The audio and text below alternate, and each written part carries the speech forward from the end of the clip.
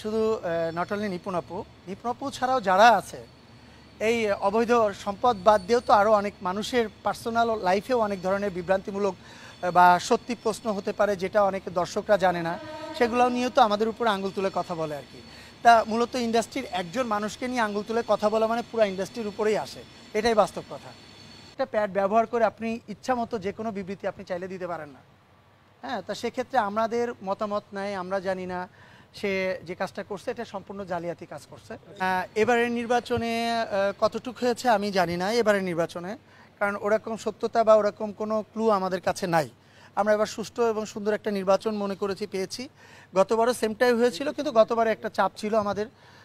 আমরা বিভিন্ন জায়গা থেকে আমাদের কল আসছিল, কিন্তু কলটা কোন জায়গা থেকে আসছে, কে করছে, এটা আসলে অ্যাকচুয়ালি আমাদের কাছে কোনো ক্লু নাই বা আমাদের কাছে কোনো প্রুফ নাই।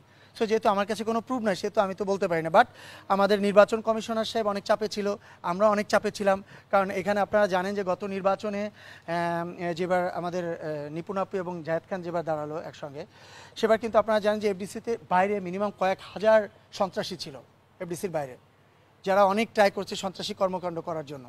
আমাদের প্রশাসন আমাদের সঙ্গে ছিল, প্রশাসন ট্রাই করেছে একটা সুষ্ঠু নির্বাচন দেওয়ার জন্য। সেক্ষেত্রে একটা সুষ্ঠু নির্বাচন হওয়ার পরে কিন্তু জায়েদ খান কিন্তু জয়ী লাভ করেছিল। এখন কথা হচ্ছে যে রিপোর্টার এই নিউজটা করেছে, আপনাদের উচিত ওনার কাছে, কারণ ওনার কাছে সব ধরনের প্রুফ আছে, ওনার কাছে এই নিউজটা করা বা ওনাদের কাছে, আপনার কাছে যে আপনারা গিয়ে ওনার কাছে জিজ্ঞেস করা, কারণ তখন আপনাদেরকে প্রুফ দিতে পারবে। এই প্রুফটা আমার কাছে নাই। আমি যেটা, সেটা হচ্ছে যে চাপের মুখে আমার আর্টিস্টরা, আমার মনে হয় না কোনো আর্টিস্ট বা হিরো হিরোইন ইয়াং জেনারেশন যাদেরকেই বলি, তারা তো সবাই আমার খুব ক্লোজ এবং তারা আমাকে অনেক বেশি ভালোবাসে। তারা কখনো এই টাইপের কোনো কিছুতে প্রবলেম ক্রিয়েট হয়েছে বা প্রবলেমের ভিতর পড়ছে এটা আমার ধারণায় আসে না। বাট আমরা রাজনৈতিকভাবে অনেক বেশি চাপের ভিতরে ছিলাম, অনেক বেশি। কারণ আপনারা দেখছেন যে আমরা লাস্টে যে গ্যাঞ্জামটা হয়েছে আমাদের সাংবাদিক ভাইদের সঙ্গে, সেই গ্যাঞ্জামটার ভিতরেও কিন্তু কোনো না কোনো হোতা কেউ না কেউ ছিল যে শেষ পর্যন্ত জিনিসটাকে নষ্ট করছে আর কি। হ্যাঁ, আমি কিন্তু এটার সাথে জড়িত ছিলাম কি ছিলাম না, আপনারা এটা শাসককেই দেখছেন সব কিছু।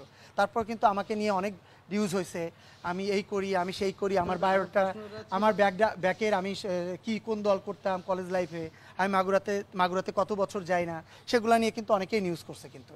সো এগুলা ক্লু একটা যায়, যে নিউজ করবে নিশ্চয়ই তার কাছে ক্লু আছে। এরকম অনেক ধরনের চাপের মুখে কিন্তু আমাদেরকে ফালাইছে। অ্যাকচুয়ালি এদের সঙ্গে আমার ওরকম কোনো সম্পর্ক নাই। মোটামুটি শিল্পী সমিতি যাচ্ছে হচ্ছে আজকে 10-12 বছর। হ্যাঁ, তা আমি কিন্তু এই 10 বছরে শুধু ওনাদের নামই শুনেছি, বাট ওনাদের সাথে আমার কোনো ওইভাবে কথা হয়নি, দেখাও হয়নি, এবং ওনাদের সম্পর্কে আমার কোনো ধারণাও নাই। বিষয়টা এরকম আর 100% ভাই, অবশ্যই বিব্রত, কেন হব না। একজন আপনাদের জার্নালিস্ট ভাইদের একজনের উপর আঙ্গুল গেলে তো সবার উপরে যায় আঙ্গুল। সো আমার ভাই বোন যারা আছে, আমার আর্টিস্ট যারা আছে, যে হিরোইন যারা আছে, একটা হিরোইনের উপরে একটা খারাপ কোনো মন্তব্য কেউ করলে এটা কিন্তু সব হিরোইনদের উপরে গিয়েই পড়ে। আপনারা সব হিরোইন বা আমাদের কোনো হিরোদের উপরে একটা খারাপ কিছু করলে সব হিরোদের উপরে গিয়ে কি আঙুলটা কিন্তু তোলে কিন্তু সবাই।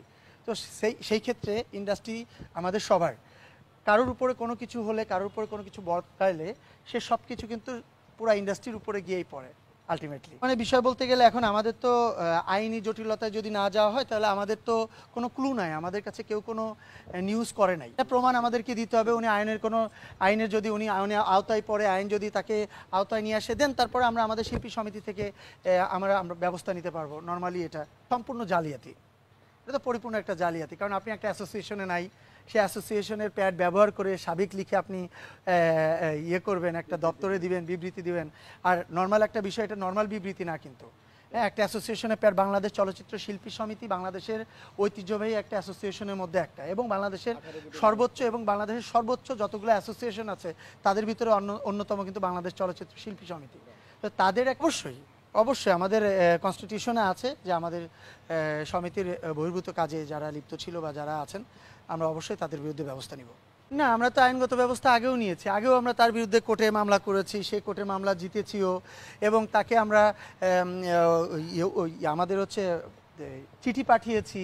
তারা এর আগে যে কাজগুলো করছে, কর্মকাণ্ডগুলো করছে, সেটার বিরুদ্ধেও তাকে আমরা চিঠি পাঠিয়েছি। সো এটা নিয়ে আমাদের কোনো চিন্তা ভাবনা নাই কি আমাদেরকে বাধা দেবে কি বাধা দেবে না।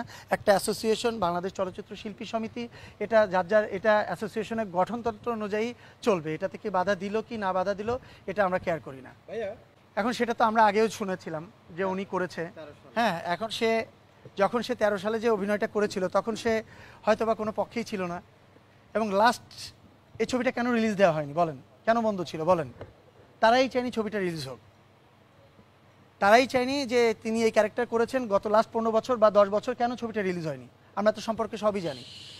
যেহেতু এটা চায়নি, এখন যখন দেখছে যে গভর্নমেন্ট ঘুরে যাচ্ছে, গভর্নমেন্ট আরেক জায়গায় আসছে, এখন তারা সারা বাংলাদেশে দেখি এখন পাবলিশ করতেছে আমি এই ক্যারেক্টার করেছি, আমি ওই ক্যারেক্টার করেছি, এই সেই কত কিছু। তো এগুলা একটা ভিত্তিহীন ব্যাপার স্যাপার, এগুলো আসলে কোনো কথাই না। এটা যার যার পার্সোনাল ব্যাপার, যার যার পার্সোনাল হেডেক। আপনি আমাকে জিজ্ঞেস করলেন, আমি আমার সদ উত্তর দিয়ে